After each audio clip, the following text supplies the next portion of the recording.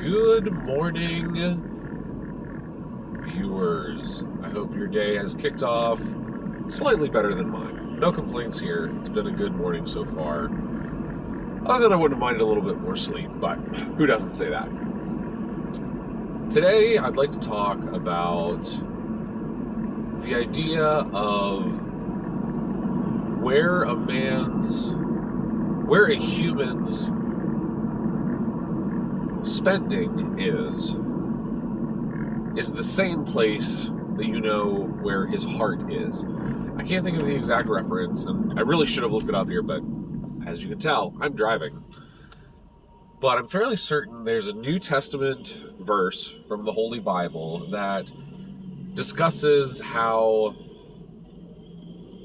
you can easily identify where a person's treasure is by how they spend their money.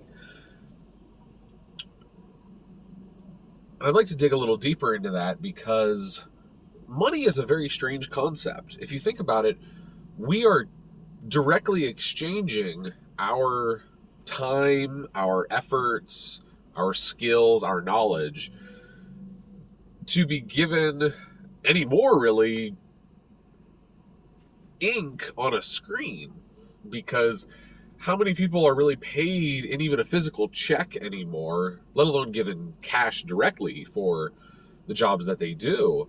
Sure, there are still a percentage of workers that are paid that way, but I would imagine, at least here in the United States, it is vastly the majority who are paid by direct deposit. You don't even see the funds hit your bank account. You just can log on payday and see, okay, yep, the funds have hit my account. So there's all your hard-earned funds just magically appearing as ink on a screen. I'd use a different phrase, but I really don't know what else to call it. But it kind of looks like ink, so we'll go with that for now. So the Holy Bible states how, roughly, and I'm probably paraphrasing a lot. Quarter mile, use the right lane to take the I-99 South US 220 South route to Bedford. Okay, I was getting my navigation direction, so hopefully that doesn't interrupt too much, or maybe I'll have to do some video editing before I post this one. Use the right lane to take the I-99 South route. She has a lot to say this morning, apparently.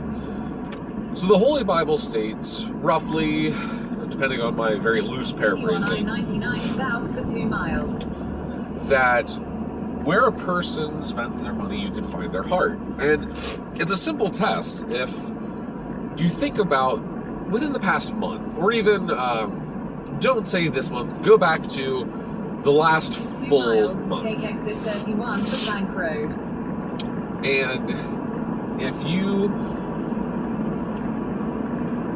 could do it directly, if you're familiar enough with spreadsheets, or maybe there's, I don't know if there'd be something online that you'd be able to do, and it'd go through and categorize, or even just by location, total up your spending. Are you spending mostly at grocery stores? Are your bills the bulk of your spending? Right now, we're experiencing a very high price hike in gas prices where I'm living and across the country, I guess, from what I understand. So are you spending most of your money on gasoline to be able to travel from point A to point B, or even just from home to work each work day? And directly looking at those totals, you'll get a pretty quick sense of where your heart is. If you're spending most of your money on your bills, your gasoline, your groceries, clearly your home, your family is where your treasure is, what you treasure. That is the thing you value most. If you're spending most of your money, let's say, out at the bar, if maybe you're more of a cash user and you can think back, or maybe you've got some receipts or invoices for not so publicly proud transactions, Take exit 31 for Plank Road. Then that's probably where your treasure is. I'm not trying to judge, I'm simply trying to open eyes to the reality of a situation. There was a time not long ago, when my wife and I, Exit 31. before we were married, we spent a lot of time, me especially, time and money, playing Quarter mile, use any card lane game. to turn left onto West Bank Road. It was a big hobby of mine. For anybody who wants to know more, Magic the Gathering. Some of you who know me probably already know that. But we would attend a local gaming store weekly, Use any lane at to least turn once a left week. onto West Bank Road. You know, if not, sometimes twice a week. And so there was a lot of money that went into that hobby. And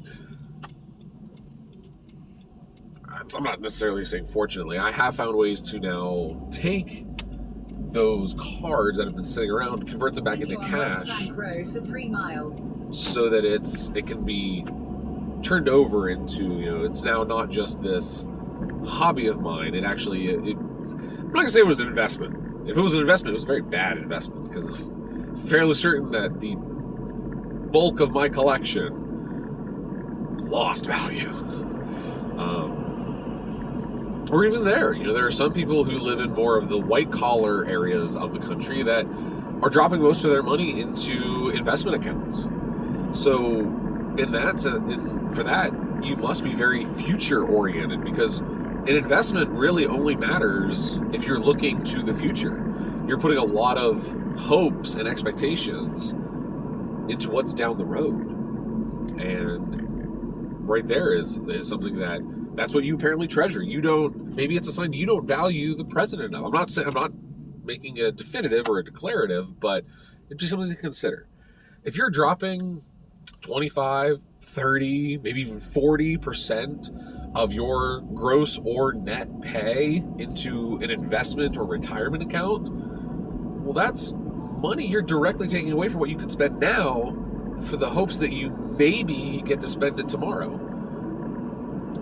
All the while, we are not guaranteed tomorrow. Now, I'm not trying to say that you shouldn't invest or plan accordingly for the future. We are told to be, you know, good stewards of our money and to plan accordingly and to have hopes and expectations, to have the faith that there will be a tomorrow. And if there will be a tomorrow, how do you be best prepared for that tomorrow? So it took a couple different tangents this morning on this drive to work, and I think that's okay. Sometimes a sporadic, branching mini-sermon can be refreshing. You know, they don't all need to be targeted scalpels. Sometimes just a shotgun approach can do the job just as well. But I believe I'm done rambling for this morning. So to whoever out there viewing this, I hope to pass along to you the peace that surpasses understanding. Peace out.